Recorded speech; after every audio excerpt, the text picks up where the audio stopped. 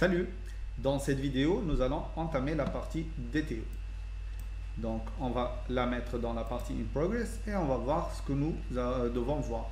Donc, nous devons voir c'est quoi un DTO et on va voir quelques exemples d'utilisation d'un DTO. Donc, ici, c'est utilisation. Voilà. Ok.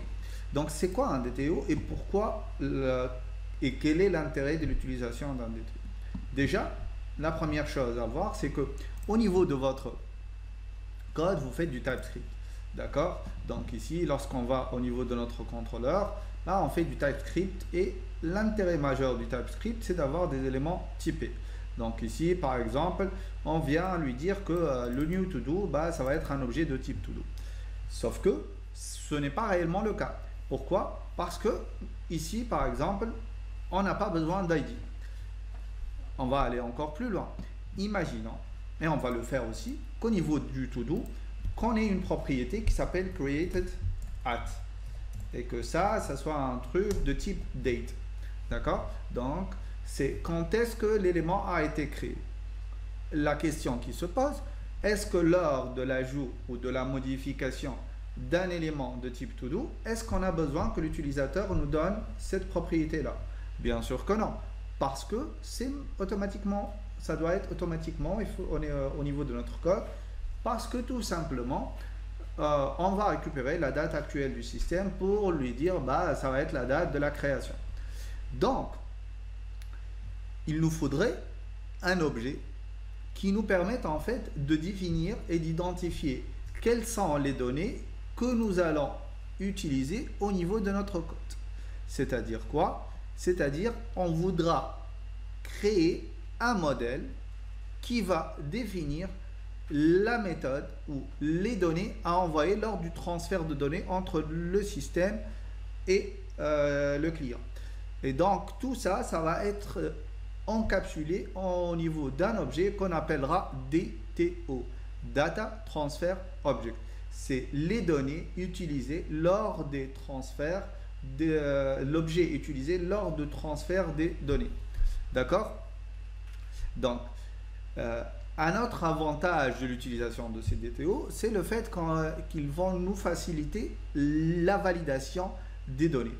Donc, une fois défini, cet objet va être le miroir, l'image de ce que nous allons transférer au niveau entre les deux éléments, donc entre le client et le serveur.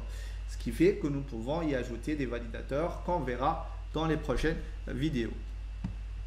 Faites attention, les DTO ne sont ni vos modèles ni vos entités. La preuve, c'est que lorsqu'on va par exemple créer un DTO pour l'ajout d'un to-do, le to-do il contient 4 propriétés, notre DTO n'en contiendra que 2. D'accord? Donc nous pouvons aussi par exemple au niveau de la méthode getToDo tout court, on a besoin de query params. Ici, rien ne nous informe sur le contenu de ces query params là. Donc il nous faudra un DTO qui va identifier quels sont les champs et quel est leur type et quelles sont les conditions associées à ce paramètre là que je peux récupérer au niveau de ma variable mes query params. Parce que pour le moment, je peux envoyer tout et n'importe quoi et il n'y a rien qui contrôle ce transfert-là. D'accord? Donc, je vais vous montrer un petit schéma qui va expliquer plus ou moins ce qui va se passer. Donc, imaginons maintenant que notre client va aller envoyer une requête en poste. Donc, ici, cette requête-là, nous allons y mettre le name et la description, il manque un petit n ici, la description de notre to-do. Donc ici au niveau de notre contrôleur, il faudra dire à la méthode aToDo que ce que je vais récupérer dans la partie body, ça va être une variable qui va avoir comme information tout ce qui se trouve au niveau de notre to-do DTO. D'accord? Et donc là, je vais récupérer ces deux éléments-là et ce que je vais retourner, c'est un objet complet. C'est tout l'objet qui est en fait la génération en utilisant les deux propriétés-là et en y ajoutant en fait les propriétés createdAt et ID. D'accord? Ça, c'est l'intérêt majeur de l'utilisation d'un DTO. En fait, c'est pour définir et représenter les schémas des données lorsque je vais les transférer. D'accord? Donc, j'espère que ça a été clair. Et donc là, on va créer quelques petits exemples d'utilisation d'un DTO. Donc, je vais revenir ici au niveau de mon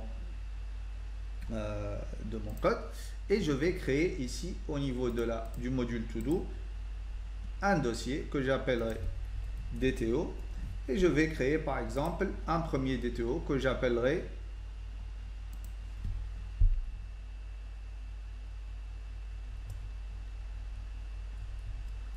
add To-Do DTO.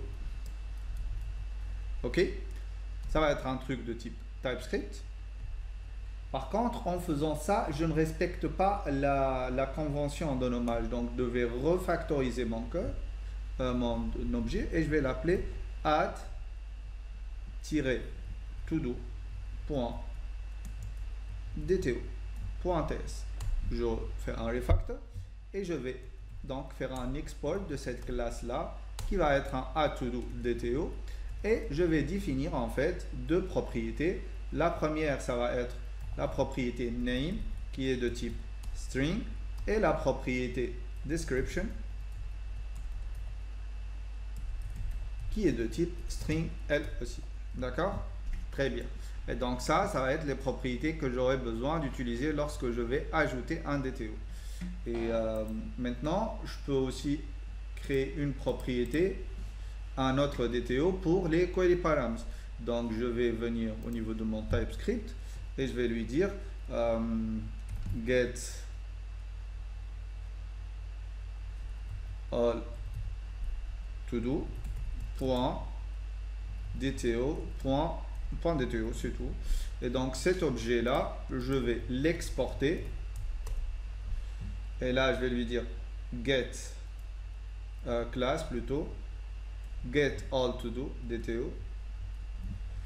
Et cette classe là, je vais y mettre quoi? Tout ce que je peux avoir dans mes filtres en fait. Par exemple ici, je peux lui donner sur quoi on peut filtrer. Ah, ok. Donc nous, au niveau de notre contrôleur, c'est les query params en fait. Ici, c'est page et item. Donc ici, je vais lui dire page qui va être de type number et item qui va être de type number. D'accord? Par contre, là, je pense que le nom n'est pas très bien choisi. Donc, je vais refactoriser tout ça. Je vais lui dire ici get paginated to do. Voilà. Yes. Voilà. Et donc là, j'ai un DTO qui définit en fait ce que je dois attendre à partir de cet élément là. Donc ici au niveau de notre code, au niveau du to-do controller, là je vais lui dire ça va être quelque chose de type get paginated to do. Je m'attends à avoir ça. Et là au niveau de mon add to do, au lieu de lui dire que c'est un to do, non, ça va être un add to do DTO. Et donc, on devrait modifier notre code. Donc ici, puisque le new to do n'a pas de ID, donc on va créer notre to do.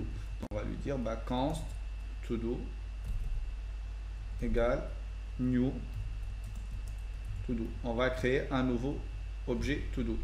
Et on va faire quoi? On va lui dire const, donne-moi le name et la description qui se trouve dans mon objet to do, plutôt new to do. Je vais récupérer tout ça. Ensuite, je vais lui dire to do.name égale un name et to do.description. Ça va être ma description. Voilà.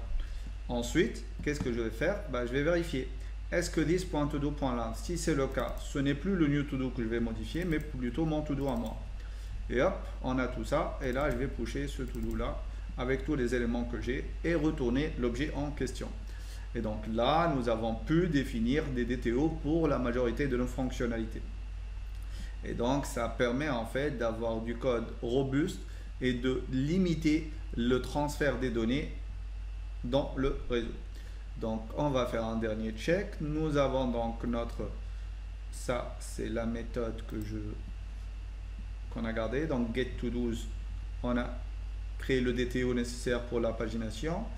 Ici le get2do by ID, on va rien récupérer, donc il n'y a pas de body, donc il n'y a pas de souci. Pour le post, on a créé le add2do DTO. Et pour le delete, on n'a rien. Pour le update, donc ici, je peux lui dire que ça va être quelque chose de type add2do DTO. Et ça va être partiel. Et voilà, c'est fini. Nous avons fini cette partie-là. Donc, on revient ici et on a terminé ça. Et cette tâche a été complétée avec succès. Parfait. Donc, on va voir ensuite comment ces DTO peuvent permettre en fait de contrôler l'accès aux différents éléments et différents champs qui vont être les entrées de notre application. Donc ça, c'est terminé. Voilà, à la prochaine vidéo.